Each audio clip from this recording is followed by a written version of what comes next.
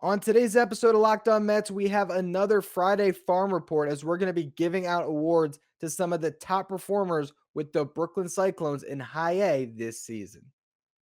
You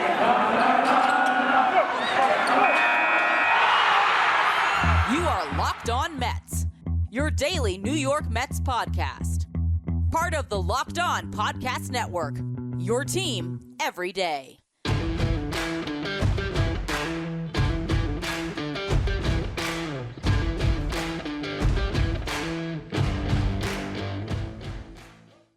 All right, so it is another Friday Farm Report. We are continuing our offseason coverage by giving out awards when it comes to each minor league team. And today we're talking about maybe the most star-studded team of the Mets minor league system. The Brooklyn Cyclones got a ton of top prospects who made appearances this year, but they were still 48-70.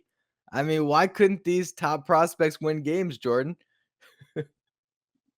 I mean, if we learned anything in the major leagues, like, we see with Jacob Degrom or Mike Trout, is that one or maybe even two or three really good players is not going to win you a playoff spot. You have to have a good organization from top to bottom when you look at the entire roster. So, they had some struggles with pitching, a little bit on the defensive end. There was offensive inconsistencies. So that's probably what led to that record that you just mentioned. Yeah, well, one thing when it comes to Brooklyn, I went to a game in 2015 when it was still obviously the short season, and I thought the environment was really cool there because obviously it's Coney Island, and it's a minor league baseball game. But there was a lot of fans that you could tell had season tickets to those games, went out, really supported the team, and it was funny too because at the time, it's 2015, Michael Conforto's in the big leagues, and he was the number one promotion item around the ballpark for having passed through the previous summer. So I'm curious as someone who went to the games, did you notice any difference this year with it being a full season? What's that environment like in Brooklyn to watch those games? So I'm not gonna lie, I went early in the year just because I wanted an opportunity to watch all three of Baty, Mauricio, and Alvarez playing together. So it was still when they had limited seating, and the ballpark wasn't really full. Even though like when they fully opened, I'm sure the it wasn't much better just because it is minor league baseball. But yeah, I think the environment was pretty cool. They did a lot of in between inning stuff, like they do with the major league team, a lot of interactive stuff. So it was fun. I definitely had a good time. I would go with some friends. Um, we would sit right along the first base line, get to watch the pitchers warm up, get to watch all the guys, get to see Francisco Alvarez in like 10 feet away from me, which was a sight to behold with the way he's built. So yeah, it was definitely a great time. Yeah, I think moving forward, it's definitely a really cool place to have your high A team. Every year now to be able to see the top prospects pass through. Obviously, the rookie league, you saw it as well, but just a short little stint there. So I think moving forward, Brooklyn's going to be a lot of fun. And this year, as we said, a lot of talented guys came through. We're going to go through our awards, same thing as last week: most versatile player, top pitch, top future reliever, top defender, top slugger, and then we'll get to the two big ones: player of the year and pitcher of the year. Let's start off with most versatile player. Who do you got for the Brooklyn Cyclones in this award? Yeah, so I've got Cody Bohannick getting this award. There's not much to talk about with him on the offensive side. He was a 30th round pick in 2017 out of the University of Illinois. 26 years old in A ball, and he had a 730 OPS. So yeah, it's really like nothing to write home about when it comes to the bat. But defensively, he plays all over the field. He played shortstop, third base, second base, first base. So and both corner outfield spots. So he can play basically the entire field. Wilmer Reyes was another guy who probably would have gotten consideration for this award if he was healthy, but unfortunately, he had an injury this year that cost him most of the season. But yeah, Bohannick earned this award definitely. He was the Jeff McNeil of this team, even though the offensive wasn't there. But yeah, defensively he can play everywhere. I actually thought we could have gave Jeff McNeil the award. I mean, a couple games in Brooklyn, he's very versatile. Cody, and I let you say his name because I'm not even going to attempt a Bohannick. Is that what it was, Bohannick? Yeah, I'm not 100% sure either, but Bohannick was was what I went It with. sounds pretty good. Yeah, Yeah. so I let you lead that off because I didn't even know how to attack that one. We'll see if Hennick's even with the Mets next year. Obviously, at his age, when it comes to prospects, who really knows? But very versatile player. Let's get to top pitch though. Again, a last name I'm struggling with, so I'll let you take the lead again. Otanez. Otanez. So Michael Otanez, you really like his fastball. What about that pitch do you think can hold up over his career here? So the big issue with Otanez is the control. Obviously, people can see he had a 9.1 walk per nine, 41 walks in 40 innings this year over in Brooklyn. So the control really is an issue. I think his walk rate, which was 21.4%, was the second worst in high A among all pitchers with at least 40 innings pitched. So really concerning there. But the fastball it's ridiculous. It might be the single best pitch in the entire system, honestly. He touched 102 to 103 multiple times throughout the year. He had one game in I think late August where he hit it four times in an inning, Wow. which was really really impressive. So yeah, he can blow guys away with that pitch. Obviously, 20, 21 year olds who are facing that kind of fastball. You see what issues like people, Jacob Degrom, like major league hitters can't catch up with that kind of heat. So imagine what it does to minor leaguers. Yeah, it's a really really impressive pitch. But if he wants to be a big league piece in the next couple of years, he has to fix his control. Yeah, we were talking about this last week. I mean, I think that fastball is going to give you a lot of runs. It's going to give you a lot of opportunities.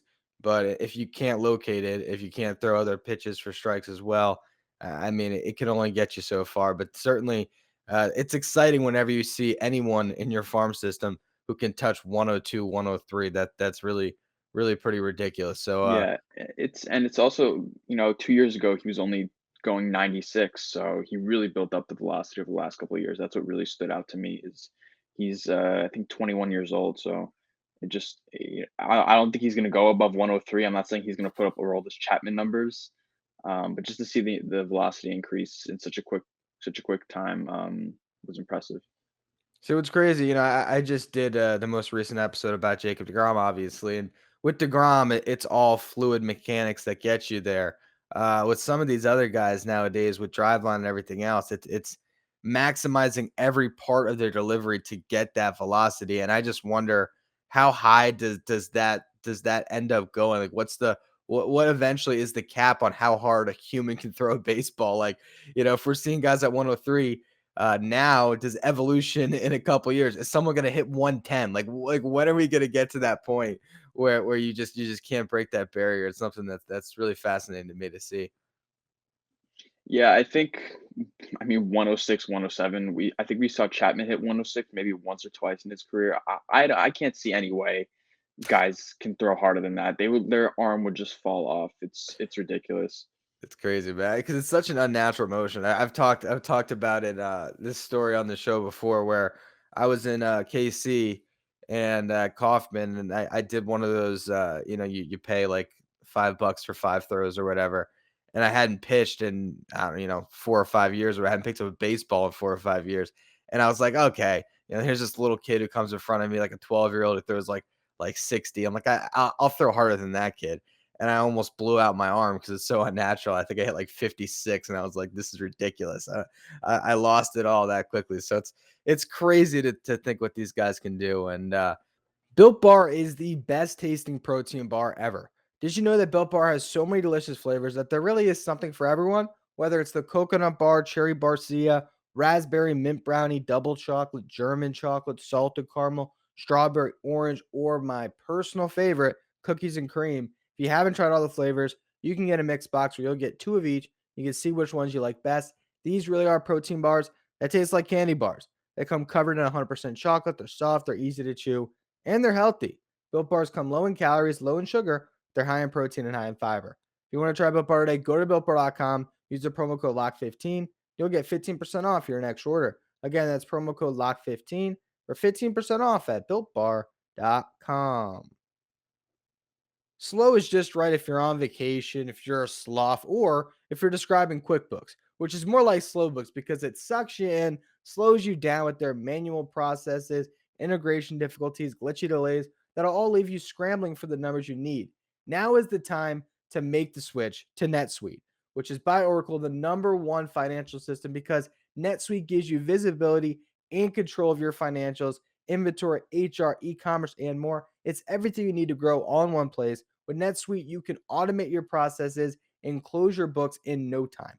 No matter how big your business grows, failing to switch to NetSuite will leave you stuck trying to make sense of your books while your competitors sprint ahead. 93% of surveyed businesses increase their visibility and control since switching to NetSuite. And right now, special financing is back. NetSuite is offering a one-of-a-kind financing program only for those ready to switch today. Head to netsuite.com/lockedon right now to get special financing. Again, at netsuite.com/lockedon. That's netsuite.com/lockedon. When it comes to throwing hard and getting strikeouts, we got another guy here to talk about. Top future reliever. Another last name I'm struggling with. Brian Meteor? I think I'm not 100% sure either. Like on the last one, I think it's Meteor or Meteor. Yeah, I think Meteor. I'm gonna stick with. Call him Big Brian. Apologize to Brian and his family if they're watching this and then we mispronounce any names. Yeah, well, let's talk about his stuff and why he earns an award here for being the top future reliever. Yeah, so this is a really interesting name. He was a 40th round pick in 2018 out of LSU. 6'3", 175, so a lanky guy, right-hander, 24 years old. The fastball is usually 92 to 94, but it's hit 97 in the past. The changeup is around 84 to 86, has some good movement on it, but the real standout pitch here is his curveball. It's usually around, I think, low 80s, 81 to 80, 83, but the big selling point is the RPMs on it. He's got Seth Lugo kind of stuff on that. I think he's in the AFL right now. He's routinely hitting 3,100 plus RPMs on that pitch, and his max was a little bit over 3,200, which would be top 3 in the majors right now.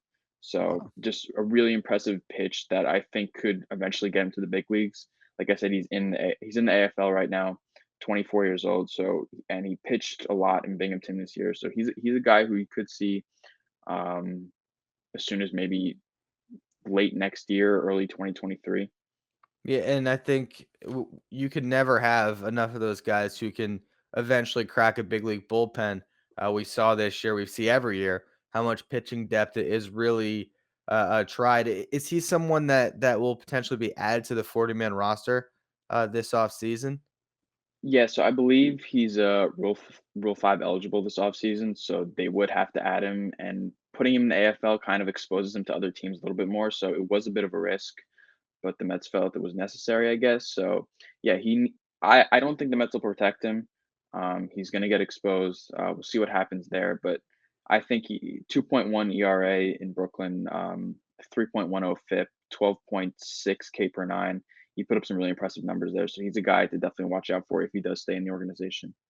Yeah, hopefully he doesn't get nabbed. So now we're gonna get into, you know what? Let's actually go to pitcher of the year first, since we already started talking about that, and of course we spent a lot of time talking about some of these other guys we'll get to when it comes to the Batys and the Alvarez of the world. But pitcher of the year, we had a little debate on this one, whether we should give it to J.T. Ginn or whether we should give it to Justin Lasco, and I ultimately felt like it was good to spotlight the guy that's a 30th round pick that put up some great numbers and had a really good season in Brooklyn. So what did you like about Justin Lasco, and is there a chance that this is a legitimate prospect for the Mets, who again they drafted really late in 2019? Oh yeah, like you said, he was a 30th round pick in 2019, excuse me, out of Amherst University. So Lasco's 3 pitch mix is pretty impressive. He's got a fastball, curveball, and a changeup. The changeup is what he uses to get the most strikeouts, but his a fastball does have a little sink to it. His 55.7 ground ball rate was actually third in the High-A East this year among pitchers with a minimum of 60 innings pitched. So that's a really impressive number for him. Obviously, with a team like the Mets who has a good infield defense, that would help him. Spent some time in High-A this year. He struggled, but I know we're focusing on the Brooklyn numbers. So he posted a 2.81 ERA over 11 starts, 1.02 WHIP, 1.8 walks per nine, and a 9.0 K per nine. So he has good control on all three of his pitches. Can throw them for strikes, and like you saw, not crazy strikeout numbers, but it's pretty good for a guy who normally pitches to contact. Yeah, I think we're seeing a lot of these guys we've talked about on our farm reports, Adam Oller, Justin Lasco, some of these guys that again aren't top prospects or weren't drafted high, but they're having results. And when you put up some results like that, obviously you're going to keep rising through the farm system. You have to prove it. Obviously, you said Double A wasn't as kind to Lasco, but a solid season. I'm sure next year he'll be in that Double A rotation, and if he has a good year, who knows? So certainly a name to watch. And with JT, again, obviously, we talked about a little bit last week. He was in consideration for awards there. A guy that if he had spent the whole year in high A, like you said, kind of a rehab stint almost to start the season in low A, he probably wins this award. But because last go a little bit more time, we ultimately decided to go that route. All eyes are on the gridiron as teams are back for the start of another football season. And as always, BetOnline is your number one spot for all the pro and college football action this season. With a new updated site and interface, there's now even more odds, props, and contests available at betonline.ag, which continues to be your number one source for everything football. Head to the website or use your mobile device to sign up today and receive your 100% welcome bonus with the promo code NFL100. That's double your initial deposit just for signing up. From football, basketball, baseball, boxing, right to your favorite Vegas casino games. Don't wait to take advantage of all the amazing offers available for the 2021 season. BetOnline is the fastest and easiest way to bet on all your favorite sports. BetOnline, your online sportsbook experts. Let's get to some of the position players here. Obviously, we talked about most versatile. Let's talk about the top defender, Ronny Mauricio. You have Mauricio as the guy. I know my guy Aram Leighton isn't as blown away by his defense. What do you like about Mauricio at shortstop? Yeah, so Mauricio had a really good year at shortstop. The couple of times I was able to see him, he made a couple of really nice plays for a guy who's 6'4" and almost 200 pounds. Has really soft hands, quick reaction at shortstop, strong arm. So the combination of those three makes you a plus defender in my eyes, and in most people's eyes. So eventually, he's probably going to be forced to the hot corner. I think he's actually getting some reps over there in winter ball right now. So it'll be interesting to see, just because he's such a big guy. And if he grows, let's say another inch, I don't know how many 6'5" shortstops there are out there. You see guys like Correa and Seager, but they're a pretty rare breed. So, but yeah, Mauricio has, like I said, soft hands, quick, strong arm, quick reaction. The speed really isn't there, but it hasn't really affected his range too much. I know people are going to look at the 20 errors and be like, "Oh, what are you talking about? This guy, good defender, this and that." But it's 2021. We have to stop looking at errors to, justify what a good defender is or not. It's kind of like people mentioning batting average when considering what a good hitter is. Javi Baez had 20 errors this year in the major leagues, and he was still an exceptional defender. So I don't really care about the errors that much. It doesn't bother me. And yeah, I think Mauricio definitely deserved this award. 100 games over in high A, and he looked the part defensively. Yeah, and also, I mean, a young player in that league learning on the fly, certainly something to watch moving forward. You think Mauricio is going to start next season in Double A, or is he going to get a little more run in Brooklyn to earn that promotion? Well, I think he spent the last 10 to 12 games of the year in Binghamton, All so, right. yeah, I would be pretty surprised if he wasn't over there to I start the forgot year. about that late promotion. So many of them kept on rising through the farm system. I forgot he got that late nine also. Yeah, Let's that get that that sorry, that had a lot to do with, a COVID outbreak. I think if there wasn't an issue, in Binghamton, he probably would've stayed in high A, but, he went down there for, like, 10, 12 games, and he actually hit pretty well. I think he had, like, an 850 OPS, so, yeah, definitely gonna start the year with Binghamton. And that'll be a huge season in his development to see what he can do at that level. We got Brett Beatty now. Actually, should we go top slugger? I forgot. We should have gone top Let's slugger yeah, first. yeah, let's go Slugger. We kinda gave away player of the year, but, I let's did. I go. did. Go. My bad. My apologies to the listener.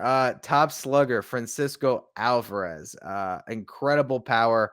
We were talking last week that we could have given him top slugger in low A for his little Barry Bonds sample down there, but he proved that up at the higher level and was unbelievable for a 19-year-old, hitting bombs like every other night. What do you love about Francisco Alvarez as we continue to talk about the Mets' top prospect?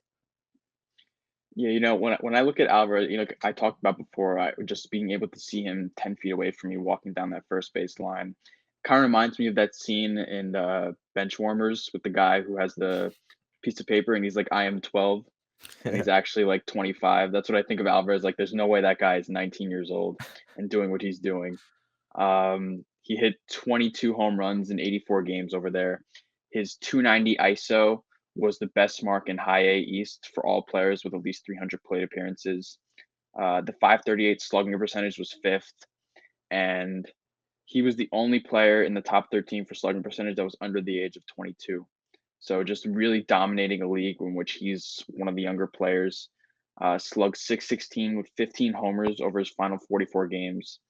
And in the entire 2021 campaign, when you combine his numbers with low A and high A, he hit 24 homers and 400 plate appearances, which is just such an impressive number when you consider his age. And even for even 22, 23-year-old, that's pretty hard to do. So the fact that he's doing this at 19, it just blows me away every time I look at his Fangraphs page. So yeah, he earned this, no doubt. I don't think there's anyone else really contention. Mauricio obviously hit the 19 homers, but he had almost 100 more plate appearances than Alvarez did at high A. So Francisco definitely earned this award.